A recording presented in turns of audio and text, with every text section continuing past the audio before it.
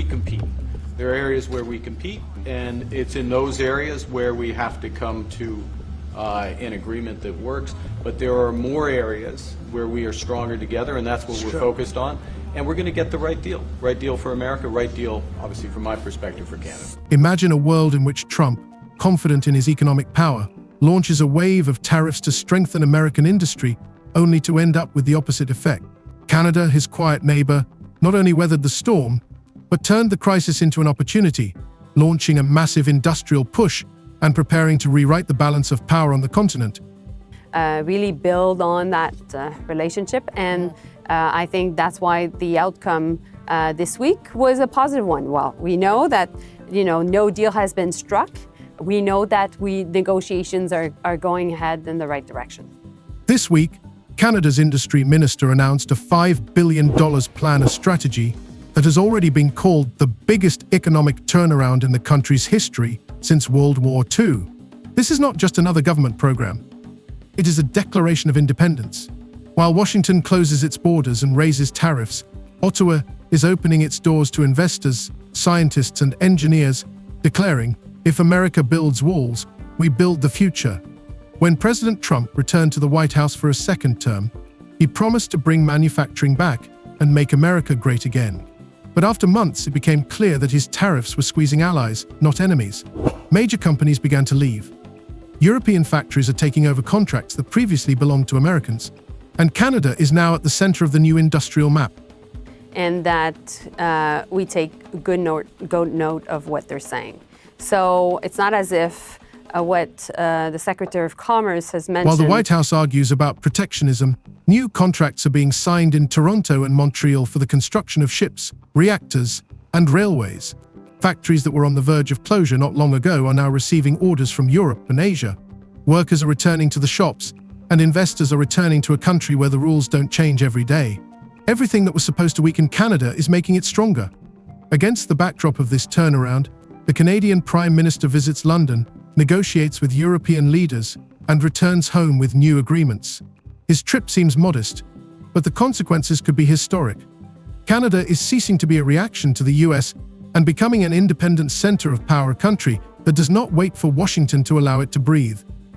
Well, when US officials talk, we need to make sure that we listen. Meanwhile, America is drowning in its own contradictions. Trump signs decrees, raises tariffs, introduces millions in visa fees, promising to protect jobs. But instead, investors are leaving, engineers are looking for work in Toronto and Vancouver, and allies are wondering, can the US still be trusted? Against a backdrop of high-profile scandals and political turmoil, Canada is building an image as a reliable, calm partner. North America is now at a turning point. What began as a trade war is turning into a race for the future. America is building walls, Canada is building bridges, and for the first time in decades, Ottawa is setting the agenda. What is behind this $5 billion plan? Why has Canada decided to challenge economic pressure from Washington right now? And can the new Canadian miracle really change the entire global market? Stay with us to see how the trade storm conceived in the White House has triggered an industrial renaissance in the North. Those trade deals with other countries also have limited or no relief from those sectoral tariffs in those strategic industries such as steel and autos. They include substantial commitments by the U.S. trade partners for investments in the United States and significant unilateral trade liberalization measures. At the beginning of 2025, no one expected Canada to become the main economic story in North America. After a series of high-profile statements from Washington, where President Donald Trump promised to make neighbors respect American jobs, the atmosphere on the continent heated up to the limit. The U.S. raised tariffs on metal, cars, and wood, introducing dozens of new import restrictions. Washington celebrated, assuring everyone that it was bringing industry back home. But after a few weeks, it became clear that this strategy had an unexpected side effect. Canada, which had remained in the shadow of the American economy for decades, suddenly began to change. And this reversal was not just a reaction, but a systemic shift, driven by cold calculation and a rare sense of historical moment. The Canadian Prime Minister and Minister of Industry issued a statement that became a political manifesto.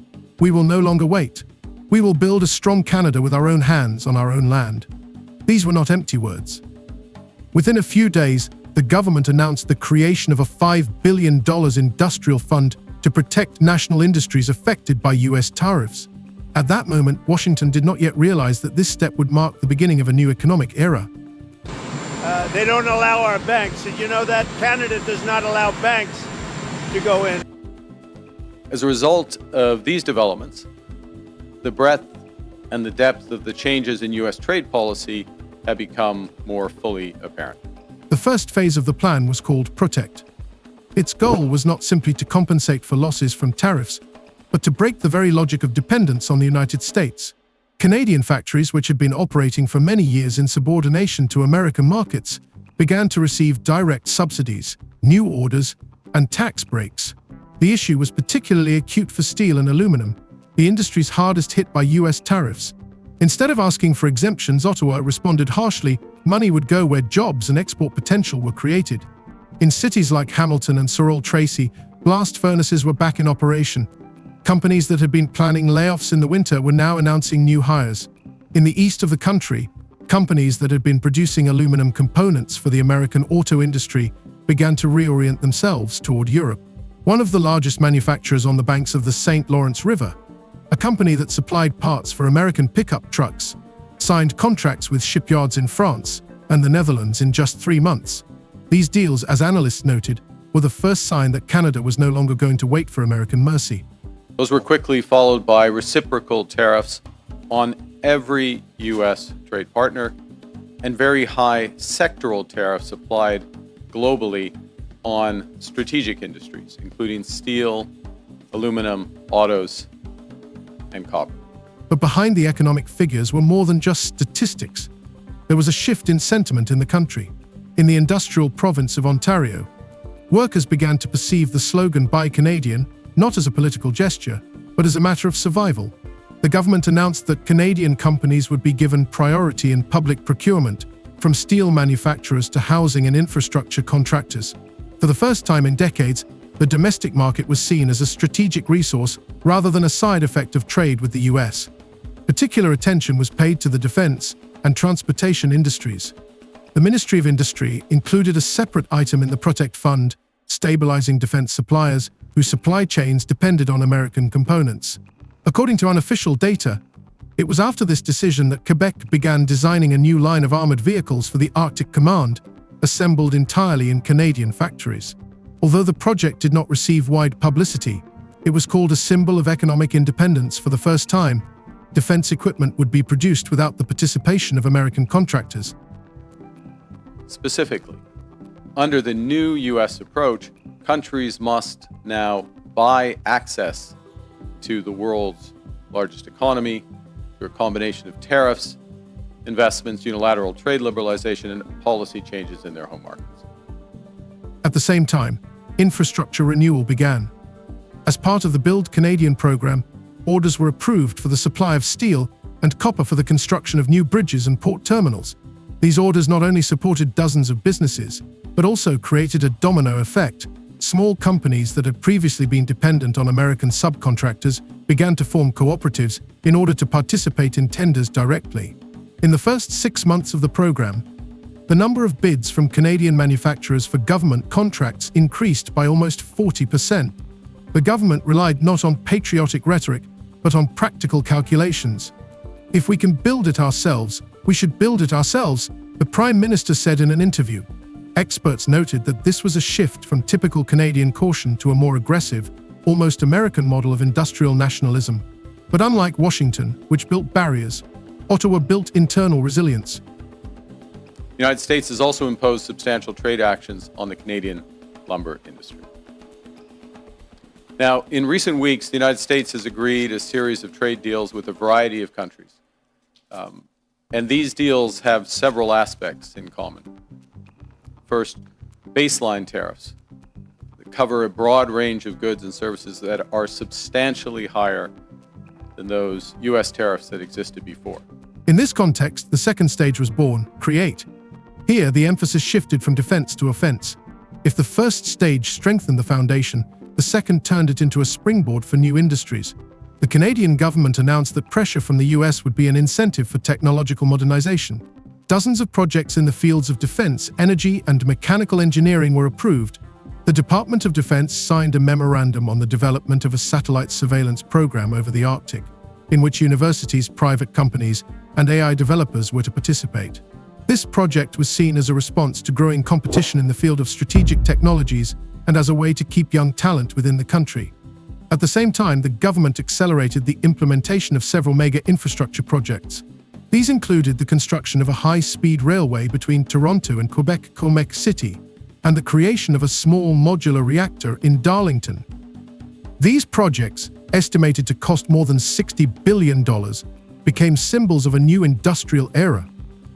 Economists said that for the first time since the 1970s, Canada was creating not just jobs, but new industries. The response from the private sector was unexpectedly strong. Large corporations, previously cautious about investing, began to invest in the development of their own technologies. Against the backdrop of rising tariffs in the US, Canadian companies saw an opportunity to fill the niches that American players were forced to leave. In the green energy sector alone, private investment grew by 35%. Particular attention was drawn to a project to build a battery manufacturing plant in Manitoba, which was to become part of the North American supply chain for electric vehicles. For the first time, the main contracts were awarded not in Detroit, but in Winnipeg. This new U.S. trade policy has several motivations: to raise tariff revenues, to protect strategic industries, to encourage foreign investment in the United States, and to change trade and non-trade policy in U.S. partners. However, there was something more behind this industrial mobilization, a change in thinking. Canada no longer saw itself as a junior partner in the North American alliance. Economic independence was becoming part of the national identity. Newspapers wrote about a new industrial patriotism, and government approval ratings rose. Even opposition parties, which traditionally criticized state intervention in the economy, were forced to acknowledge the program's effectiveness. As new factories were launched and workers returned to their machines, the continental dynamic began to change. Washington, which had expected tariffs to force Canada to back down, saw the opposite happen. Businesses did not close, they restructured. Experts noted that the U.S. policy of isolation had effectively financed Canada's import substitution. I spoke to Governor Trudeau on numerous occasions, and we'll see what happens, but it just sets up so good for them. Look, the people would pay much less tax than they're paying right now. They'd have perfect military protection. By the middle of the year, Canada's economy had shown a 3.8% growth in industrial production, the best figure in the last decade. The trade balance with the EU became positive for the first time. Most importantly, investor confidence in the Canadian market reached a record high. Financial publications wrote that Canada had ceased to be a reaction and had become an independent player. But the main intrigue is that this breakthrough was not planned in advance. It was born out of crisis. And now, as the US faces the consequences of its own tariffs, Canada is no longer seeking salvation in concessions. It is creating, protecting, and developing. A country that for many years was perceived as the quiet neighbor of a great power has unexpectedly become its mirror image: calm, judicious, and effective. And this is only the beginning. And Canada's been tough on the military because they have a very low military cost. And to these ends, the United States has announced a series of trade actions. Those began near the start of this year with the so-called IEEPA tariffs against Canada and Mexico based on U.S. concerns about the border and fentanyl trafficking. The second and third stages of Canada's industrial turnaround were not just a continuation of the economic plan, they became a true manifesto of national revival. After launching a program to protect industries and stabilize the domestic market, the government took the next step to create something new. Not to restore old production, but to build modern, strategic sectors that would not depend on American orders or global fluctuations. This was the moment when Canada, for the first time in many years, began to think of itself as a power rather than a neighbor's shadow. The create phase began with a concept that Ottawa called the economy of the future. It combined three areas: defense, technology, and infrastructure. In essence, it was an attempt to build a national industrial ecosystem where every dollar remained within the country and every enterprise became part of a common network. The government decided to use external pressure, especially from the US, as fuel for internal growth. The idea was to turn every threat into a resource. This is how the Defense Revival Plan was born. covering everything from shipbuilding to satellites and artificial intelligence. In fact, the average U.S. tariff rate on the world has jumped from just over 2% at the end of last year to almost 16%, 8 times higher. 16% currently. The modernization of shipyards began in Canadian ports. On the East Coast, where ships were once built for the Allies during World War II, preparations were now underway for new orders, both military and civilian. Programs to build Arctic patrol vessels and multi-purpose ships were accompanied by conditions.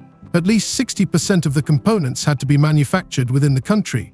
This rule sparked a storm of criticism in Washington, where such measures were seen as hidden protectionism. However, for Ottawa, it was a matter of survival. If the US closed access to its markets, Canada had to develop its own supply chains. At the same time, new research centers were being built. Clusters were created in Montreal and Vancouver, where engineers, students, and entrepreneurs worked on projects in the field of quantum computing and neural networks for defense systems.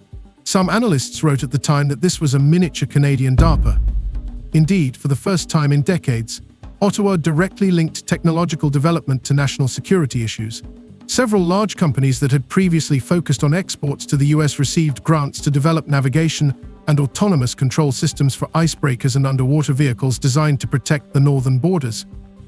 In a positive and very important development earlier this month, just a few weeks ago, the United States reaffirmed a core commitment to our free trade agreement, CUSMA, by reinforcing that those Canadian exports to the United States that are compliant with that agreement, that are compliant with CUSMA, will not be subject to U.S. IEEPA tariffs. At the same time, the energy sector became the core of a new industrial revolution. After approving small modular reactors in Darlington, the government launched a series of programs to create production lines for assembling these reactors in Alberta and New Brunswick. This gave a boost to dozens of small businesses that began supplying components and software for new generation energy systems. One such firm, according to press reports, had already tested the first all-Canadian reactor module running on recycled fuel. It was a symbol that Canada was not just modernizing old industries, but building its own technologies. Infrastructure became the link between industry and society. The high-speed rail project between Toronto and Quebec City, which was discussed in Parliament, became a national idea. It not only promised to connect the country's economic centers, but also to showcase new standards in construction, engineering, and energy. Ottawa deliberately set a condition: all rails, cables, engines, and safety systems must be manufactured in Canada. This principle drew criticism from some international suppliers, but it was thanks to it that hundreds of companies received orders and thousands of workers gained stable employment. As in previous trade disputes, Canada has implemented a series of retaliatory tariffs. Their objectives have been to protect Canadian workers and businesses and to incentivize a negotiated settlement with the United States. Few other countries followed suit. However, the essence of the Create stage went far beyond factories and technology. The government openly spoke about the need to form Canadian champions companies that could compete with global giants. Bombardier, Ski, Shopify, and Lululemon were frequently mentioned as symbols of Canada's ability to create not only raw materials, but also ideas, brands, and innovations. It was at this time that a package of measures was adopted to stimulate mergers and investments in knowledge-intensive enterprises. In 1 year, the volume of venture capital investments grew by 40%, a record for the country. The next stage, Attract, was a logical continuation. If in the previous step Canada was building its potential, now it had to convince the world that it was a reliable platform for capital and talent. At a time when the US was introducing millions in fees for work visas and tightening immigration rules, Ottawa did the opposite. The Talent North and Campus Canada programs were launched to attract engineers, researchers, and students from Europe, India, and Southeast Asia. Universities received additional funding to accept more foreign students in engineering programs, and businesses received tax breaks for hiring graduates. Economic force, because Canada and the United States, that would really be something. So I think Canada is going to be a very serious contender to be our 51st state. This strategy worked faster than expected. Within 6 months, major technology corporations began opening branches in Toronto and Calgary. One international investment agency reported that the flow of applications from foreign companies to open representative offices in Canada had increased by 55% compared to the previous year. This was partly due to US policy, which increased pressure on foreign firms, but Canada's image as a country with transparent rules of the game was no less important. A focus on sustainability and the environment played a special role. The government introduced a series of investment loans for projects in the fields of clean energy, recycling electric vehicle supply chains. Within a short period of time, construction began on 3 large battery factories in Quebec and Manitoba, and a laboratory for the development of hydrogen engines on the West Coast. This became part of the country's new reputation. Canada was selling not only resources to the world, but also sustainable technologies.